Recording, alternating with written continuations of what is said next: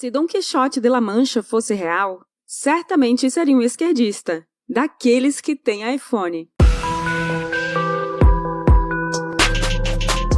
Este é o Visão Libertária, sua fonte de informações descentralizadas e distribuídas. Dom Quixote de La Mancha é um livro escrito pelo espanhol Miguel de Cervantes, no ano de 1605. Seu protagonista, cujo nome leva o título da obra, começa como um pequeno fidalgo da nobreza espanhola. O personagem, por ter lido tantos romances de cavalaria, um gênero literário muito comum daquele período, acaba perdendo a sanidade. Nesse gênero característico do período medieval e moderno, o herói passa por uma jornada de provação aos seus valores, onde sua honra e boa conduta são ressaltadas no final da aventura. Mas qual mensagem podemos retirar da obra e para quem mais poderíamos estender essa crítica? Vale ressaltar que a resenha que apresentamos não é a oficial do autor, mas sim uma nova perspectiva para tentarmos analisar e questionar o comportamento de diversos grupos coletivistas. Dom Quixote não é um Zé Ninguém na sociedade, de onde ele está sendo retratado. Ele é um fidalgo, ou seja, possui um status de nobre dentro da hierarquia espanhola do século XVII. Quase o mesmo status de privilégio social que um filho de juiz ou desembargador possui, sabe, né?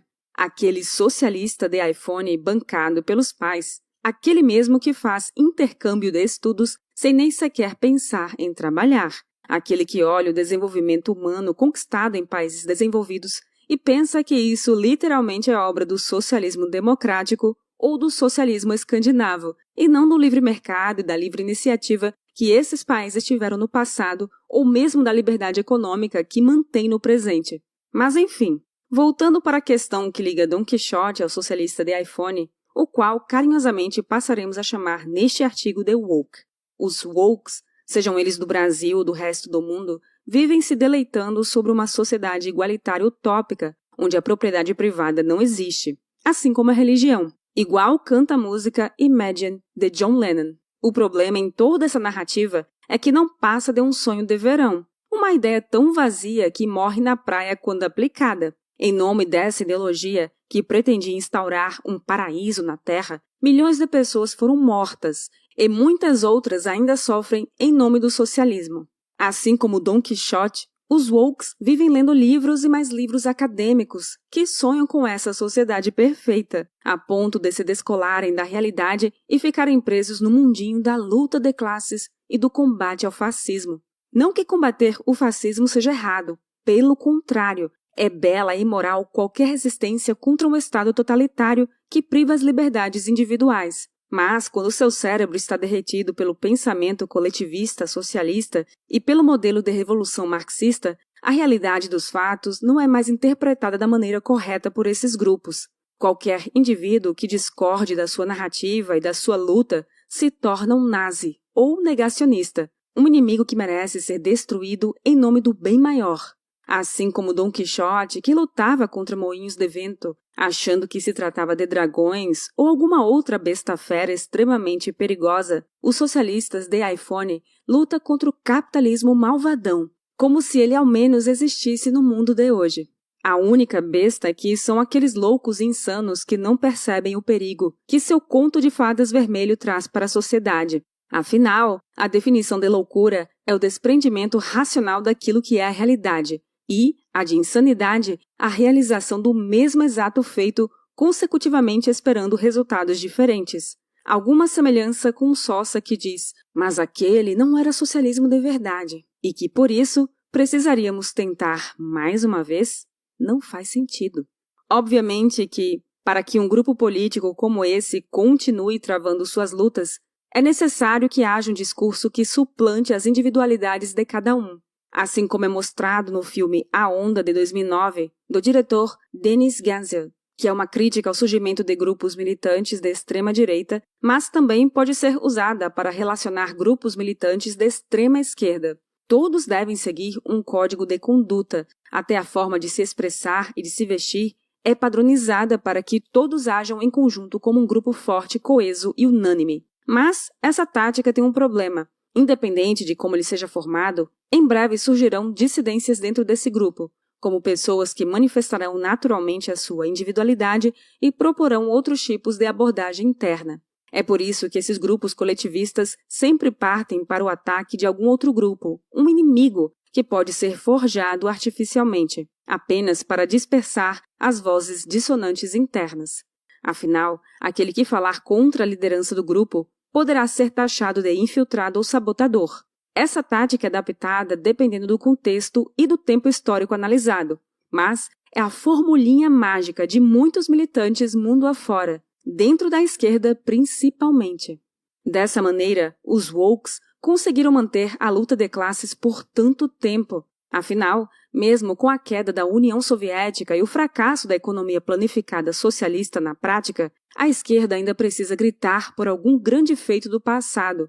Esse feito é a derrota do exército alemão durante a Segunda Guerra, um grande marco para a história soviética, que rendeu aos seus apoiadores a ideia de que eles foram os que de fato combateram o fascismo em sua raiz.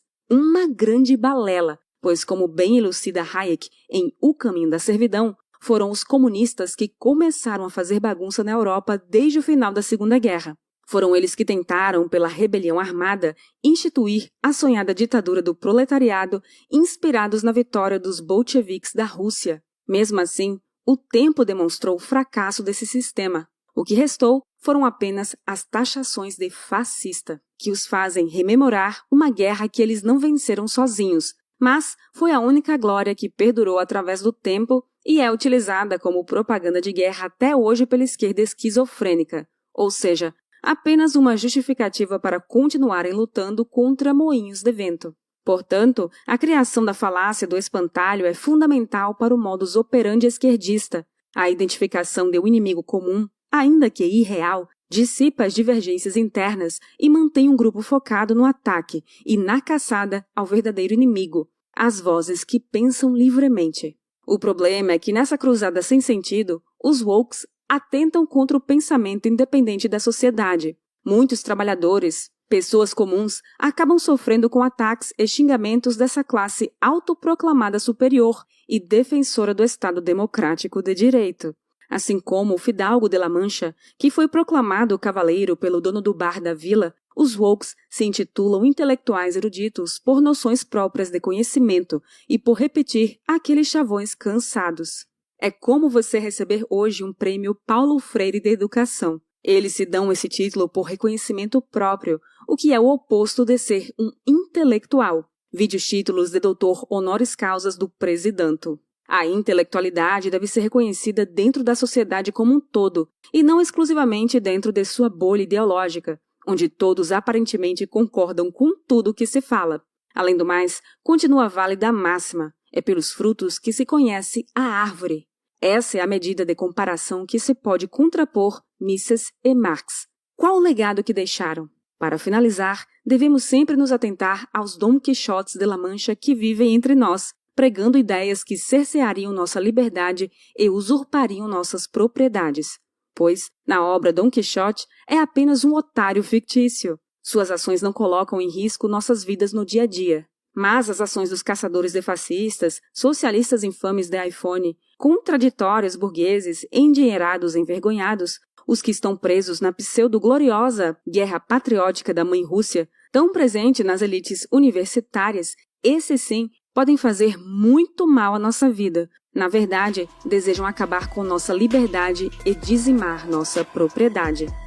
Obrigada por sua audiência! Este artigo foi sugerido e escrito por Liberty Lion, revisado por Amazônia Livre e narrado por Baby Yoda. Se você deseja acompanhar nosso conteúdo, inscreva-se no canal e clique no ícone de campainha. Até a próxima!